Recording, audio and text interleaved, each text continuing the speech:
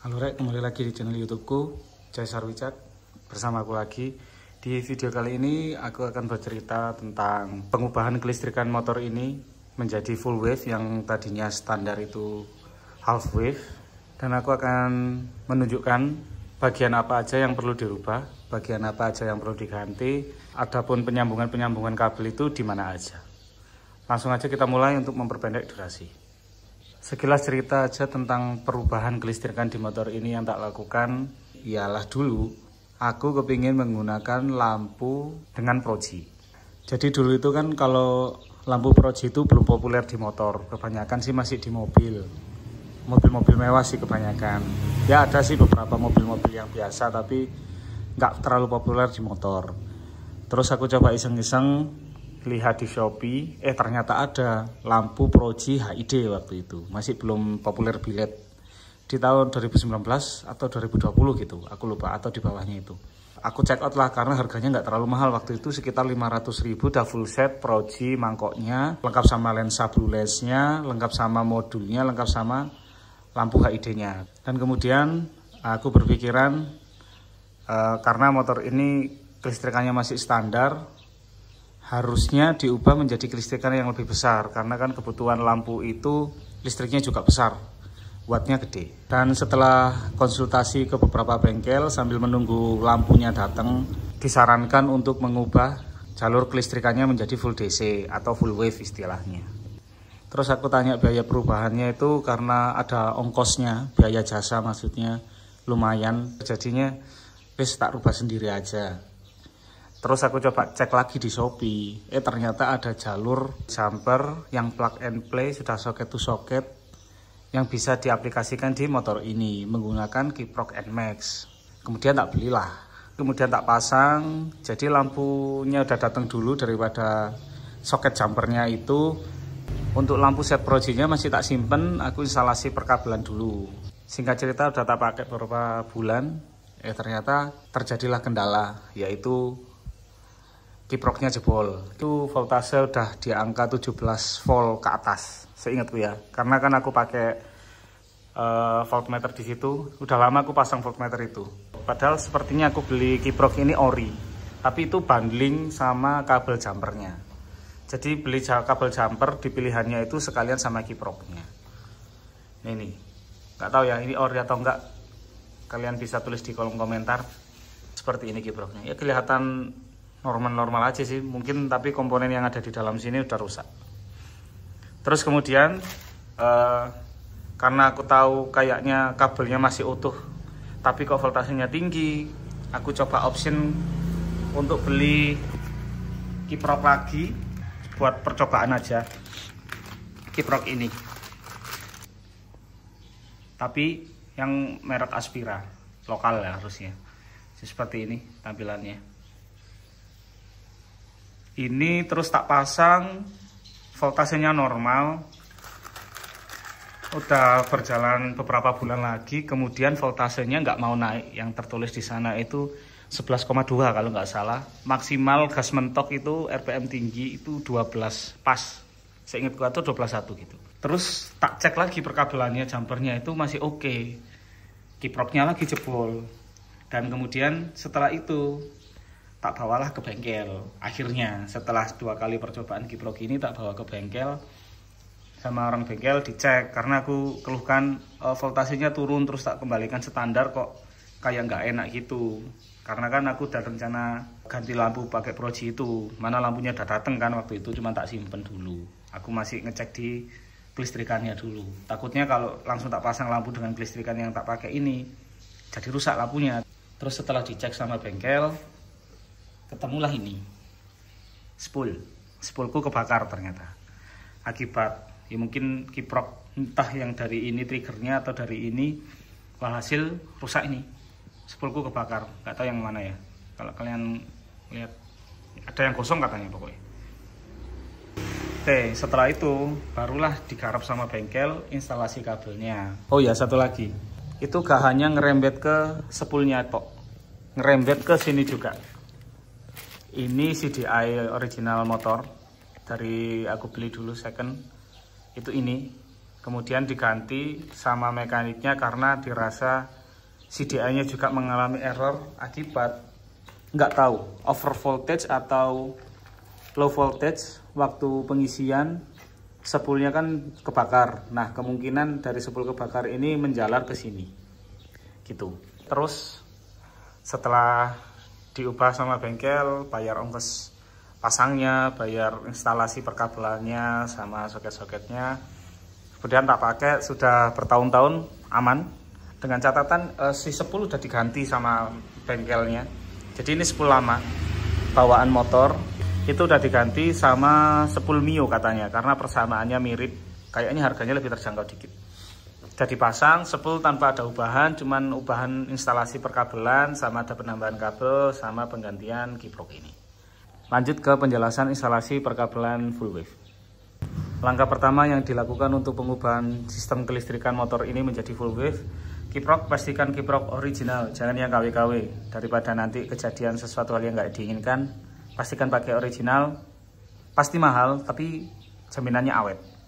Kemudian soket, ini tak pasangin soket 6 slot seperti ini.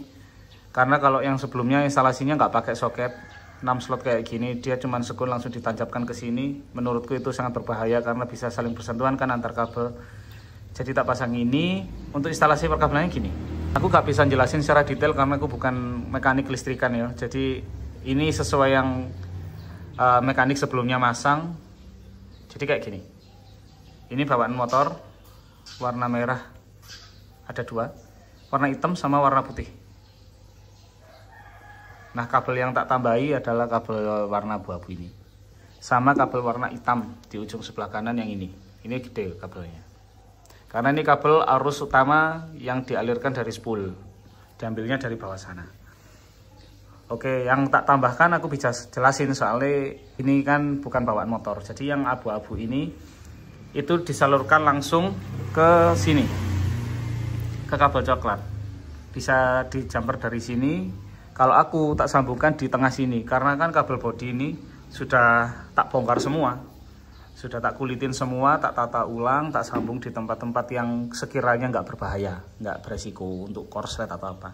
Jadi kabel coklat ini tak masukkan ini, si pelindung kabel bawaan motor, kemudian tak sambung di area tengah sini ke kabel bawaan motor warna coklat. Kenapa ada penyambungan kayak gini? Karena di kiprok tiger itu ketika dia dirasa sudah over voltage, arusnya itu dialirkan ke seluruh bodi melalui kabel coklat ini. Jadi istilahnya ada sistem safety-nya di sini, atau kalau di gadget-gadget zaman sekarang chargernya kan udah otomatis memutuskan arus kalau dia udah penuh. Nah, seperti itu. Misalkan kalian mau pakai kiprok NMAX juga bisa. Kayak gini kiprok NMAX. Cuman ya nggak ada untuk over voltage-nya kemudian arusnya dibuang ke bodi, itu enggak. Jadi cuma disimpan aja di sini dan tetap dialirkan ke aki. Gitu. Karena kan kita modifikasi ya judulnya. Kalau bawaan motor NMAX ya seharusnya aman karena udah dihitung sama pabrikannya kan. Tapi kalau bicara tentang modifikasi, aku lebih milih yang aman. Jadi aku pakai kiprok tiger ini aja original. Kemudian yang kabel hitam ini kabel arus utama yang tak bilang tadi dari spool. Ini kabel tak tarik dari bawah sini. Di sini tak masukkan sini, tak alirkan ke sini, terus masuk ke sini. Kita bicara kabel yang ada di sini. Untuk yang di daerah bawah sini ada soket. Ini yang langsung dari spool, ada 3 kabel. Kabel putih di ujung, kabel kuning seleret merah, sama kabel warna hitam. Semuanya ini kabel ada arusnya, arus positif. Jadi nggak ada negatifnya.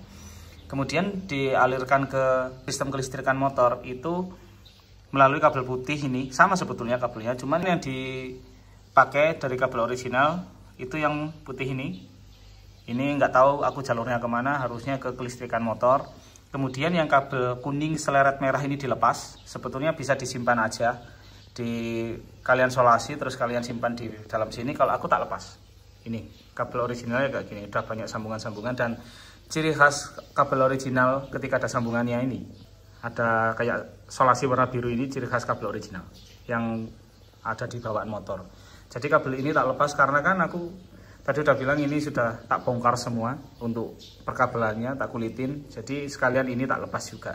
Jadi kabel ini tuh kabel half wave-nya, dia percabang. dia kuning seleret merah di sini itu nyalur ke kiprok original sama nyalur ke depan sini bagian kelistrikan perlampuan. Jadi lampu senja, lampu speedometer, lampu utama itu dari kabel ini yang diambil dari spool.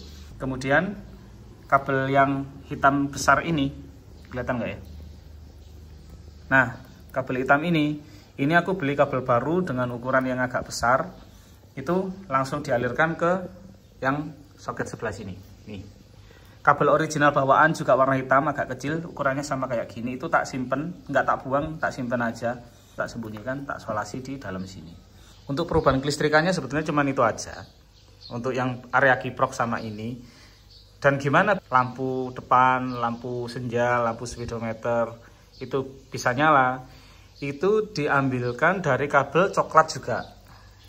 Coklat persis seperti ini, yang seperti tak bilang tadi, cuman aku nyambungnya ada di tengah sini. Di sini itu ada satu kabel coklat seperti ini, satu, kemudian ada cabangnya banyak di situ.